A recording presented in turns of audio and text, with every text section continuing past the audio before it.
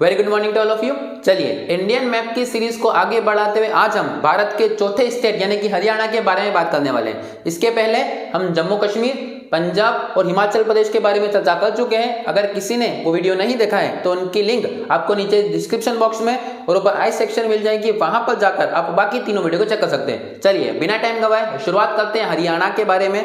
मैंने आपको पिछले वीडियो में बताया था हरियाणा शाह आयोग की रिकमेंड पर, शाह आयोग का रिकमेंड पर पेप्सू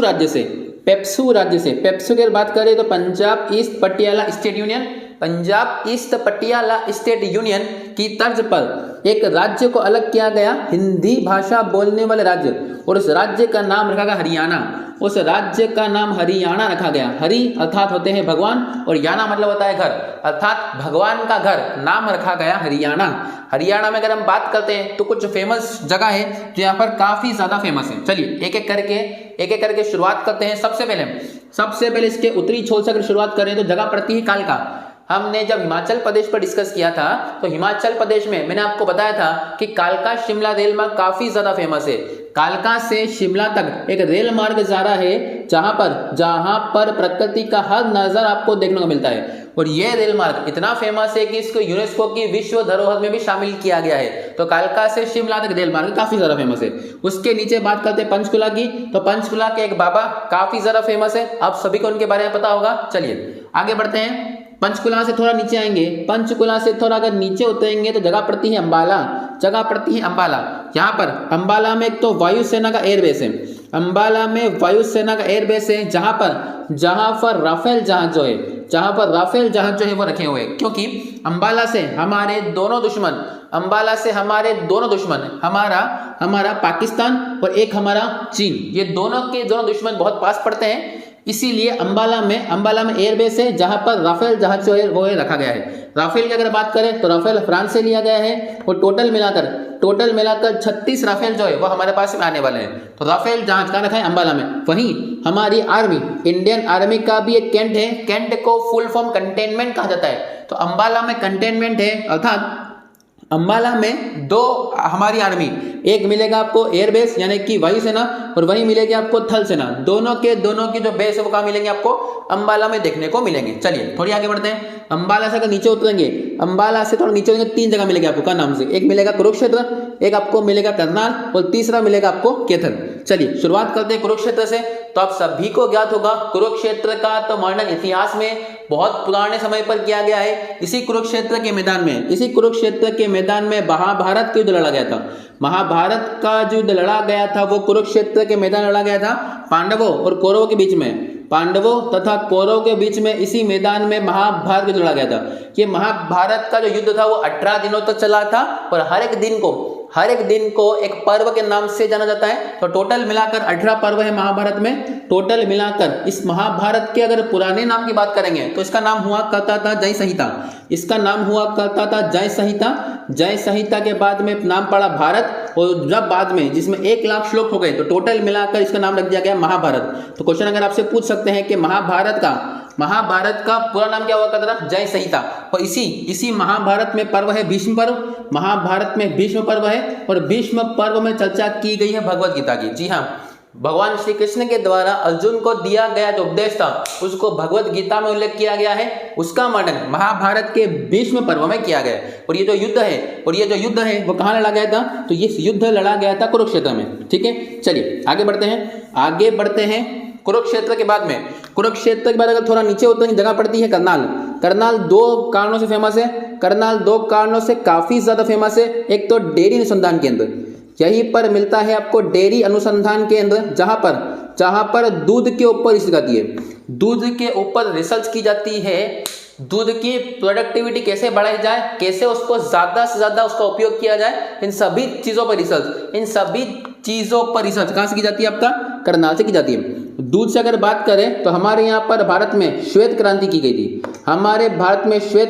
गई थी। जिसके जो पढ़ाई करता है वो वर्गीस कुरियन को माना जाता है। और वर्गीस कुरियन का जो बर्थडे है वो 26 नवंबर का है। इसलिए हर साल 26 नवंबर को भारत में दुग्ध दिवस के रूप में भी मनाया जाता है। उस दिन हमारे श्वेत क्रांति के जनक वर्गीस कुरियन का बर्थडे। वर्गीस कुरियन कारण ही भारत में आपने नाम सुना होगा, एक बहुत ही फेमस कंपनी है आनंद मिल्क यूनियन लिमिटेड, इसकी शुरुआत की गई थी और भारत में दूध की प्रोडक्टिविटी पर काफ़ी चर्चा हुई, उसको काफ़ी बढ़ाया गया। दुनिया में सबसे ज़्यादा दूध का कंजप्शन करना देश भारत है, काफ़ी ज़्यादा प्रोडक्टिविटी हमारे पास में इसकी। चलिए, करनाल के बाद में दूसरी अगर बात करें तो कल्पना चावला का नाम आपने सुना होगा।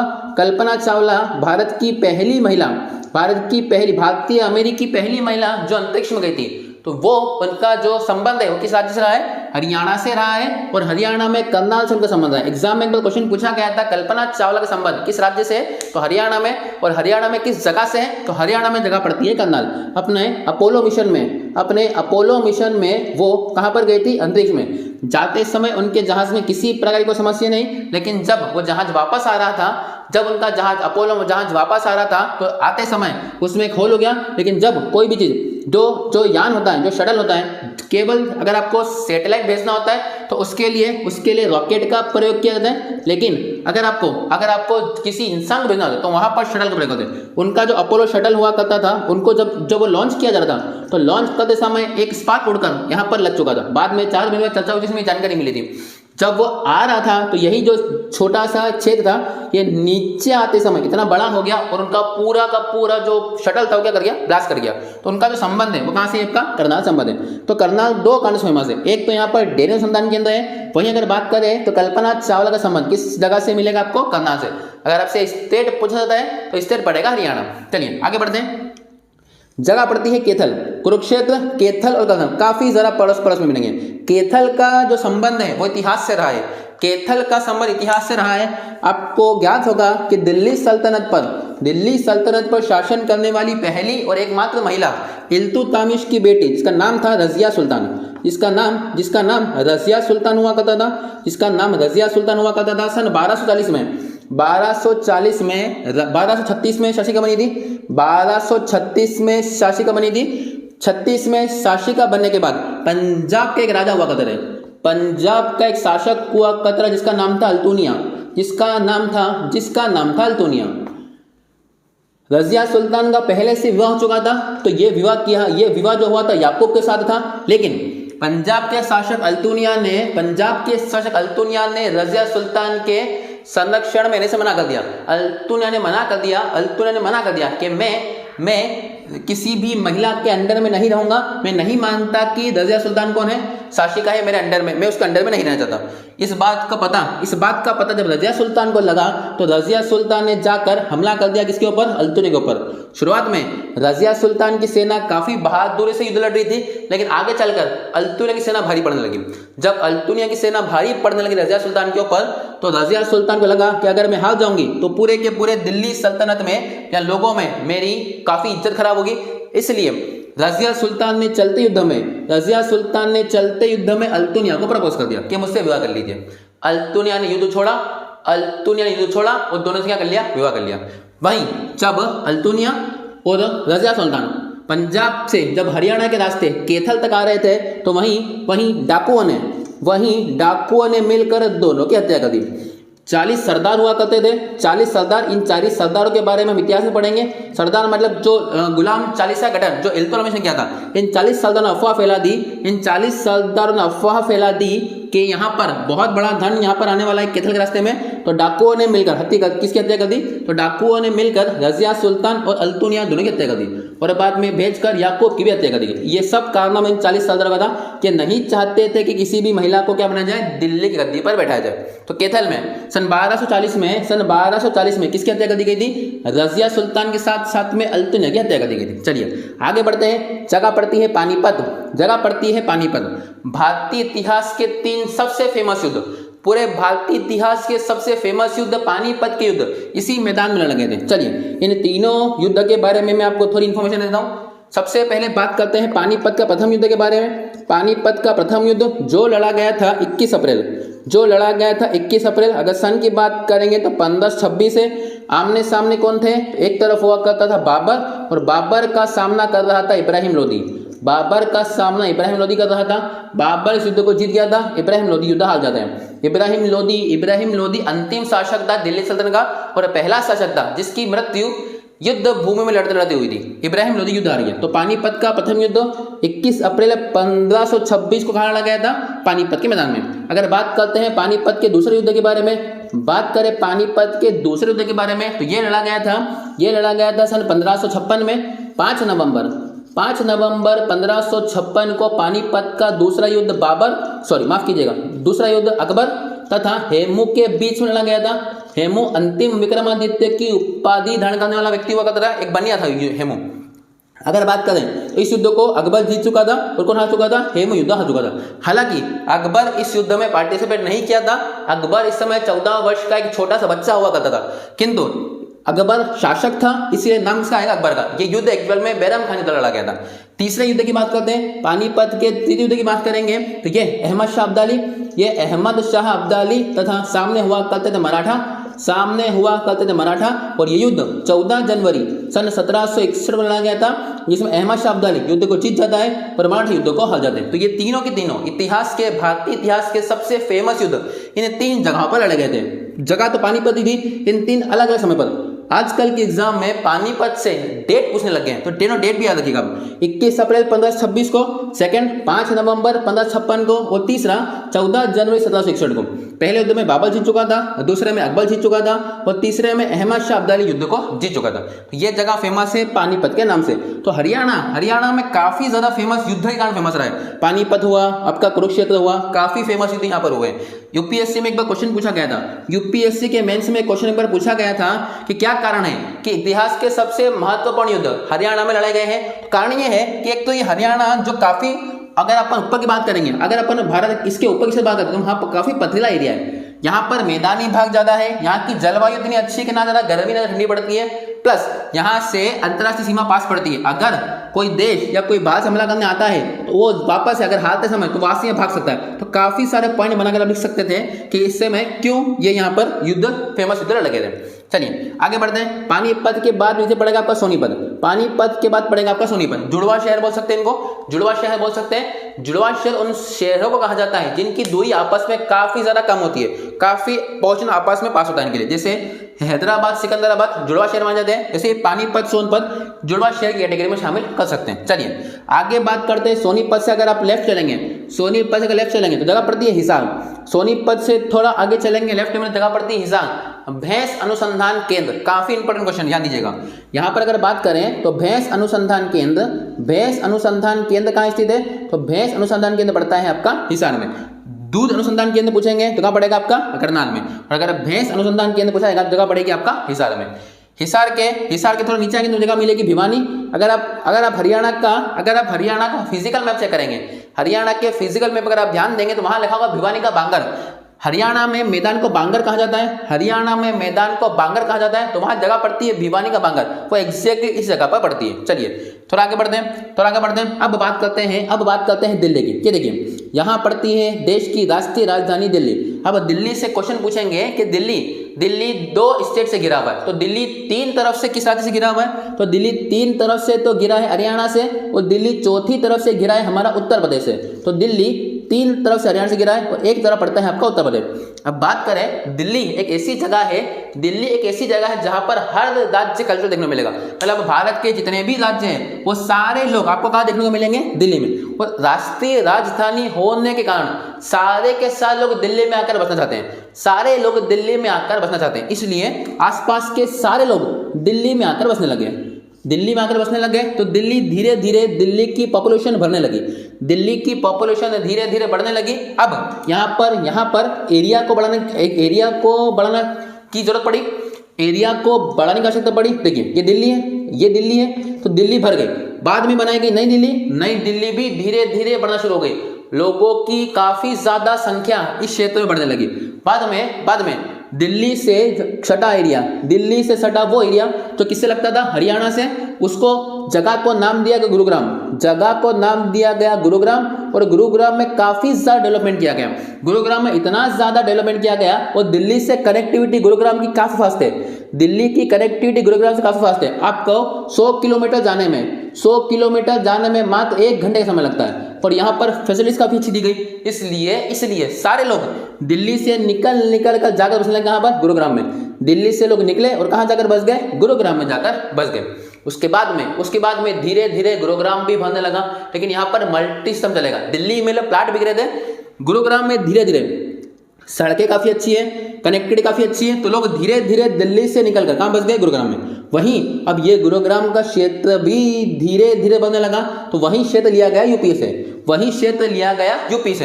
अब पहले यूपी ने बनाया ओखला क्षेत्र बनाया, और ये ओखला क्षेत्र को बसाने के लिए एक अथॉरिटी को दिया गया, एक अथॉरिटी इंडस्ट्रियल डेवलपमेंट अथॉरिटी बनाई गई, और उसके लिए एक इंडस्ट्रियल डेवलपमेंट अथॉरिटी बनाई गई ताकि वो इस क्षेत्र का विकास कर सके। तो शुरुआत में बनाया गया ओखला, जो कि पूरे तरीके से बन चुका था। और ये ओखला का निर्माण कौन किया था? यूपी सरकार ने एक इंडस्ट्रियल डेवलपमेंट अथॉरिटी गठन किया जो इस ओखला का निर्माण करेगी, ताकि यहां से दिल्ली की कनेक्टिविटी भी काफी फास्ट हो जाए। तो धीरे धीरे लोग दिल्ली से निकले और कहां बस गए? ओखला में। लेकिन ओखला धीरे धीरे बनने लगा, तो सरकार ने बनाया न्यू ओखला का निर्माण किया। अब ध्यान दीजिएगा, new Okhla industrial development authority, इसी जगह का नाम पड़ गया नोएडा। इसी जगह का नाम धीरे धीरे नोएडा पड़ गया, new Okhla industrial development authority. तो ध्यान दीजिएगा, दिल्ली का वह क्षेत्र जो लगा है हरियाणा से, उसे कहा जाता है गुरुग्राम से दिल्ली की कनेक्टिविटी काफी ज्यादा क्या है? फास्ट है। इसलिए सारे लोग धीरे धीरे कहां बसने लगे? गुरुग्राम में। अब काफी ज्यादा भारत के हेडक्वार्टर, बड़ी बड़ी कंपनियों के हेडक्वार्टर अगर आप देखेंगे तो कहां देखने को मिलेगा? आपको गुरुग्राम में देखने को मिलेगा। वहीं यूपी ने भी इसका फायदा उठाया, और यूपी ने भी यहां पर बसा दिया नोएडा। तो दोनों तरफ से काफी लोग दिल्ली से निकल कर कहां बस गए? कुछ बस गए गुरुग्राम में, कुछ बस गए नोएडा में। और दिल्ली से नोएडा कनेक्टिविटी काफी फास्ट है, तो लोगों को आने जाने में काफी ज्यादा सहूलियत होती है। इसलिए ये दोनों एरिया काफी ज्यादा फेमस हो, और इस पूरे क्षेत्र को एनसीआर घोषित कर दिया गया, नेशनल कैपिटल रीजन। ठीक है, आई होप आपको समझ में आ गया होगा। दिल्ली, माफ कीजिएगा, हरियाणा और यूपी की सीमा पर एक नदी है जो दिल्ली से होकर जाती है। नदी का नाम है यमुना नदी। क्वेश्चन पूछेंगे हरियाणा तथा यूपी की सीमा बनाने वाली नदी, तो नदी का नाम हो जाएगा यमुना। काफी ज्यादा सिंपल क्वेश्चन है। यमुना निकलती है आपका उत्तराखंड में, यमुनोत्री से। चलिए आगे बढ़ते हैं। गुरुग्राम में एक जगह है मानेसर। यहाँ पर मस्तिष्क अनुसंधान केंद्र है। मानेसर में स्थित है मस्तिष्क अनुसंधान केंद्र। ध्यान दीजिएगा, भैंस अनुसंधान केंद्र पड़ता है आपका हिसार में, वही मस्तिष्क अनुसंधान केंद्र कहाँ पड़ेगा आपका? गुरुग्राम में जगह है मानेसर। तो मानेसर में स्थित है मस्तिष्क अनुसंधान केंद्र। वहीं गुरुग्राम में एक पक्षी विहार है। विहार किसे कहा जाता है? जहां पर एक जैसी प्रजाति के लोग रहते हैं, इसलिए यहां पर बनाया गया पक्षी विहार। इस पक्षी विहार का नाम है सुल्तानपुर पक्षी विहार। तो एग्जाम के पॉइंट ऑफ व्यू से काफी ज्यादा इंपॉर्टेंट रहेगा आपका। तो यहाँ पर गुरुग्राम में पड़ता है सुल्तानपुर पक्षी विहार। चलिए, इंटरनेशनल सोलर अलायंस, इसका मुख्यालय भी आपको गुरुग्राम में ही देखने को मिलेगा, जिसकी शुरुआत भारत देश ने करी थी। भारत ने कहा था कि सौर्य एक ऐसी एनर्जी है जिसको कभी भी खत्म नहीं किया सकता, इसलिए इसका उपयोग करके पूरी दुनिया में क्या करना चाहिए? हमको आपस में अलायंस बनाना चाहिए, वो सोलर अलायंस। जब सूर्य आधी दुनिया में रहे तो वो एनर्जी यूज कर ले, जब सूर्य इधर आ जाए तो वहां की एनर्जी यहाँ आ जाए, यहाँ की एनर्जी वहां आ जाए। इसको नाम दिया गया सोलर अलायंस। और मोदी जी ने इसके लिए काफी महत्वपूर्ण भूमिका निभाई थी। तो उसका मुख्यालय आपको देखने को मिलेगा, गुरुग्राम में देखने को मिलेगा। नीचे पड़ता है फरीदाबाद। गुरुग्राम के थोड़ा नीचे पड़ेगा फरीदाबाद, जो कि एनसीआर के अंतर्गत आता है। फरीदाबाद में भारत के बहुत ही फेमस यूट्यूबर कैरी मिनाटी, आपने नाम सुना होगा, जिनका ओरिजिनल नाम अजय नागर है, वो यहीं पर रहते हैं। ठीक है, आपके जीके में क्वेश्चन नहीं पूछेंगे, लेकिन फिर भी इतने फेमस व्यक्ति हैं, उनके नाम से जगह फेमस हो गई, इसलिए आपको ध्यान होना चाहिए। चलिए आगे बढ़ते हैं। दिल्ली के बाद हो जाएगा आपका, चलिए यहाँ पर पड़ता है सिरसा, ये पड़ेगा आपका कौन? सिरसा। तो चलिए हम इस हरियाणा के पूरे मैप पर डिस्कशन कर चुके हैं। एक बार फिर मैं आपको सारे शहरों के नाम गिना दूं। कालका, जो कि कालका शिमला रेलवे कांड फेमस है। पंचकुला, एक बाबा कांड फेमस हो गया था, वही बाबा मूवी बनाते थे, डायरेक्टर भी वही होकर थे, हीरो भी वही थे, हर काम वही कर लेते थे। आगे चलकर आएगा अंबाला में एक तो एयरबेस मिलेगा आपको, और वहीं अगर बात करें तो यहाँ पर आर्मी का भी इन्वॉल्वमेंट है, इसलिए कंटेनमेंट, तो अंबाला कंटेनमेंट भी काफी फेमस है। कुरुक्षेत्र में महाभारत युद्ध लड़ा गया था, पांडव और कौरव के बीच में युद्ध लड़ा गया था। करनाल 2 कारण से फेमस है। करनाल में एक तो हमारी कल्पना चावला जी कहाँ रहती थी, वो भारतीय थी, अमेरिकी भारतीय हुआ करती थी, ध्यान दीजिएगा उसके ऊपर। और डेयरी अनुसंधान केंद्र कहाँ मिलेगा आपको, करनाल में। आगे चलेंगे तो पानीपत के भारतीय इतिहास के 3 सबसे फेमस युद्ध पानीपत में लड़ा गए थे, जिसमें 3 युद्ध लड़ा गए थे।